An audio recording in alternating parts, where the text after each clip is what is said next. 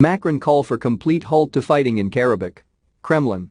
Russian President Vladimir Putin and French President Emmanuel Macron called for an immediate ceasefire in the conflict between Azerbaijan and ethnic Armenian forces around the Nagorno-Karabakh region, following a call, the Kremlin said on Thursday. Vladimir Putin and Emmanuel Macron called on the warring sides to halt fire completely and as soon as possible, de-escalate tensions and show maximum restraint, the Kremlin said. The leaders expressed readiness to see a statement made on behalf of the co-chairs of the Minsk Group, Russia, France and the US, that would call for an immediate end to fighting and start of talks, the Kremlin said. Putin also noted Russia's principled position that any attempts to interfere in internal affairs of a sovereign state and outside pressure on legitimate authorities are unacceptable, the Kremlin said.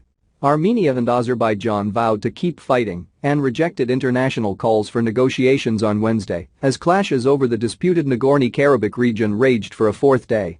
Meanwhile, Russia on Wednesday offered to host talks between Armenia and Azerbaijan in an attempt to de-escalate the fighting and tensions. Russian Foreign Minister Sergei Lavrov, while calling for a de-escalation in hostilities, also offered to host negotiations in the Russian capital, Moscow.